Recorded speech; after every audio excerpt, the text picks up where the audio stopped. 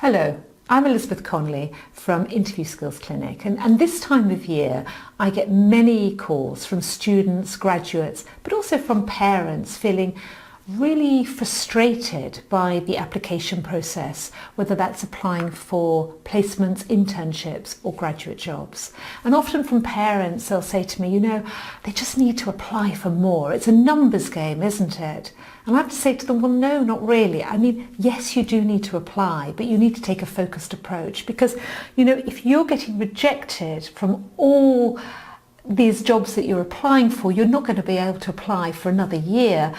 And that could be companies that you really want to work for. So just seeing it as a numbers game isn't really the solution. The other thing I hear from students, particularly graduates who are just about to leave, is, oh God, I can't bear it. I'm going to go off and do a gap year.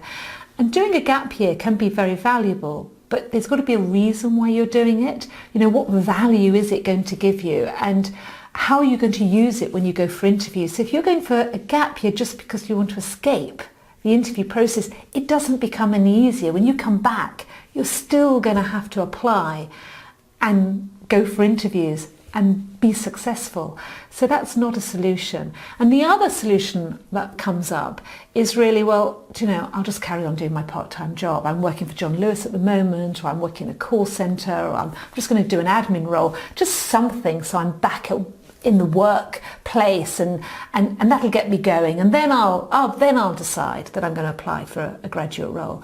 And that again is fine if you just want a little bit of work experience. There's nothing wrong with that. But if you get stuck there, then it can be a problem. So I've seen graduates who contact me certainly a year later who are still doing that. And I've even had graduates who've contacted me 5 years later who've done it. So I had, for example, a graduate last year who actually had a first in chemistry, and she had been working at a pharmacist's just as a sales assistant, and she'd been doing that for a long, long time. And it was this fear of interviews. And it didn't take long, actually, before we were able to build up her confidence, and she was able to be successful and get onto a marketing scheme that she wanted to join.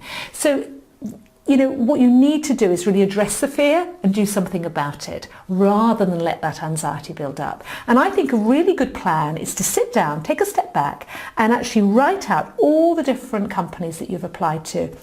And what you need to do is, do some simple analysis. Work out, where are you being rejected? Are you being rejected at that first stage? That's very easy to do, for example, the application stage.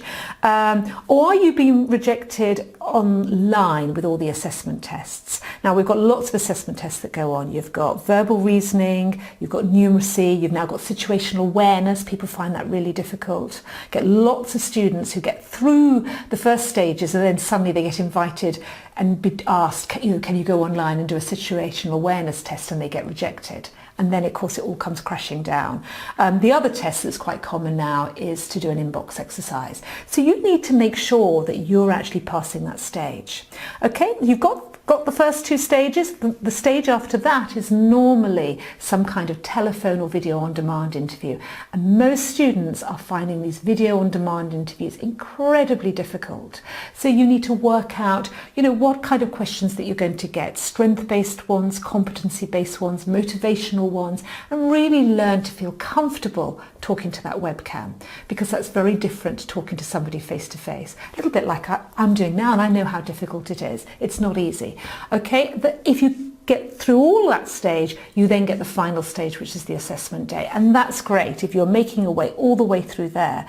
But what I'm hearing is also graduates, have gone maybe for 5, 6, 7 assessment days, but they're not getting through. So it's working out what's going wrong. And often what is happening is it's the group exercise that lets people down.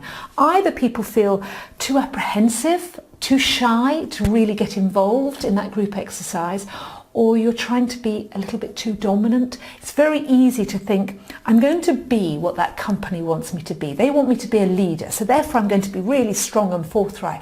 That just doesn't work. Leadership is actually not about saying to people, you must do this or you must do that. Leadership is about involving everybody, collaborating with other people, sharing your ideas, but sharing your ideas in a way where you're saying to people, what do you think about my idea? How can we make it better? Is there another, what do you think? Or That's a good idea that you've got there. Let's combine those two ideas together. And really, that's what's really important. And you're being assessed on that throughout that assessment day, just in your interactions with people throughout the day.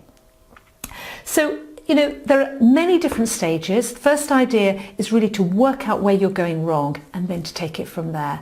Using this video channel, I'm going to be putting lots of videos out that are going to be covering video interviews, interview tips generally, competency interviews, strength-based interviews. By all means, come back to the site, look at them and see whether that helps you. You can also, anybody can also add questions below, and I'm going to be looking at questions. And, if I think they're questions that other people will find important too, then I'll be covering them in another video. You can subscribe to the channel so that you're getting the new videos automatically in your inbox or being notified of them. You can also share them with friends and family who you feel are going through the interview process. So hopefully together we can really help you move from a point of frustration but actually to success at your next interview.